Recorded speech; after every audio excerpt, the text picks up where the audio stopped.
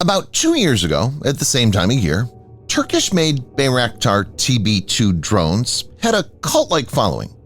So popular were TB2s with the Ukrainian army that it was celebrated in a song. "We took offense to these orcs. Russian bandits are made into ghosts by Bayraktar," and posted on the country's land forces Facebook page. A new legend has recently taken shape: Baba Yaga, a heavy bomber drone that rains destruction on Russian forces. It's also being described as a vampire bomber drone, and Chechen soldiers of the Russian armed forces claim the drone has claws and could abduct soldiers. In this video, Defense Updates analyzes why the Baba Yaga heavy bomber drone is feared by Russia. Before we proceed, a word on NordVPN, which is one of the most trusted VPN brands worldwide that has a no-log policy validated by Deloitte, an industry-leading Big Four auditing firm. NordVPN provides an encrypted tunnel that protects your privacy by preventing external entry to your internet traffic, as well as enabling you to access content that's blocked based on geolocation. Best of all, with one NordVPN account, you can secure up to 6 devices at the same time. Get an exclusive NordVPN deal with massive savings by going to nordvpn.com/defense or clicking the link in the description. It's risk-free with Nord's 30-day money-back guarantee.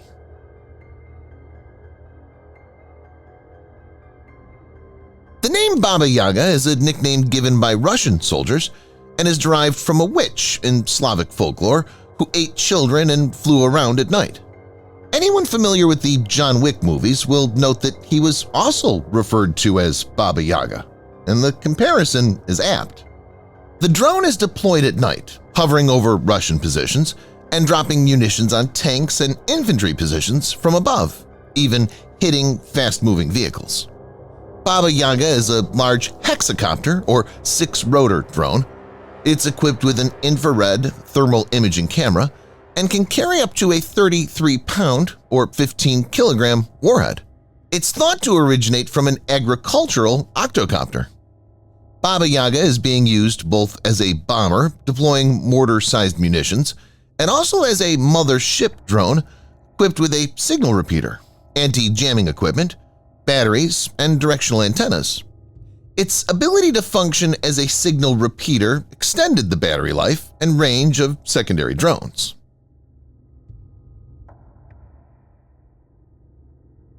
Small quadcopters are effective daytime bombers, but the larger models are noisy and conspicuous, making them easy targets for small arms fire. To counter this, the Ukrainian multi-copter heavy bombers are typically equipped with thermal imagers and deployed as night bombers. While the Russians can still hear them, often comparing the sound to a chainsaw, they can't see them, even as the bombing begins. It's no surprise that these drones have become a source of terror. Unlike other drones, Baba Yaga was said to be completely immune to jamming. Asked whether their electronic warfare was effective, one Russian soldier replied, "For small drones, yes, but nothing can save you from Baba Yaga." Russian Telegram channel Frontline Tractor says that the only protection is to dig in. Soldiers are digging their machines into the ground with shovels, their hands bleeding, to save the equipment from the mines that this flying monster is dropping. One Russian news channel reported that Baba Yaga drones fly at an altitude of just 100 feet or 30 meters at a speed of 25 miles per hour or 40 kilometers per hour. A typical cost is around $25,000, 10 times as much as a Mavic-type drone, but with a vastly greater bomb load. Baba Yaga has a wide range of different capabilities in terms of speed, range, and electronics fit. Some are capable of dropping 6 mortar bombs, adjusting aim so that the second or third usually strikes the target. Others can drop a single TM-62 anti-tank mine with an impact fuse. Netting and cope cages, which may stop smaller drones that have small warheads, offer limited protection against the large warheads. The Russians have found 2 means of stopping the Baba Yaga: FPV interceptors and snipers. FPV drones with night vision attack Baba Yagas in kamikaze style, but this is difficult since Baba Yaga is faster than other typical drones. The second option seems to have better success. Every Russian infantry platoon includes a sniper team, usually equipped with either the SVD or the upgraded SVD-M rifle, both firing high-power 7.62 by 54mm R ammunition. The original SVD, a semi-automatic weapon introduced in 1963, boasts a range exceeding 800 meters and uses a 10-round magazine. Some Russian snipers are also outfitted with thermal imaging sights like the Chechen 1PN-140, giving them a better chance than other soldiers at targeting elusive figures such as Baba Yagas. The Russians have posted several videos of shootdown by snipers on social media. The drone air war is getting very intriguing, and it's like a cat-and-mouse game. Dmitry Rogozin, a Russian senator who was once head of Russia's NASA and active in military technology startups, stated, "Ukraine now has silent Baba Yagas. This variant has special motors and propellers." Rogozin's post, picked up by War Translated, read, "The enemy's drones came not from the front, but from the rear, which speaks to their growing range capabilities.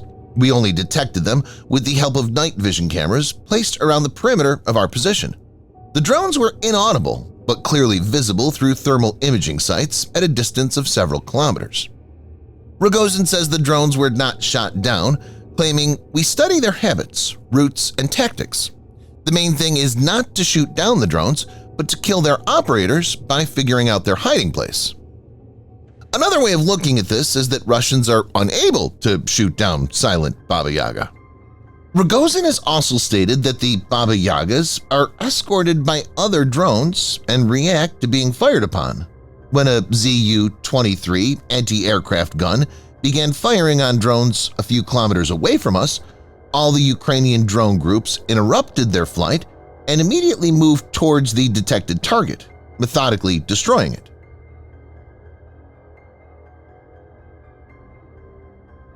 In October 2023, Russian forces managed to inspect a downed Baba Yaga drone.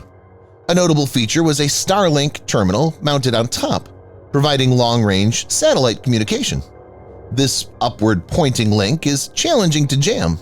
However, the Russians assert that it's possible to disrupt the communications by using multiple jammers, causing the drone to descend, likely to reconnect with a ground station, where it can then be shot down.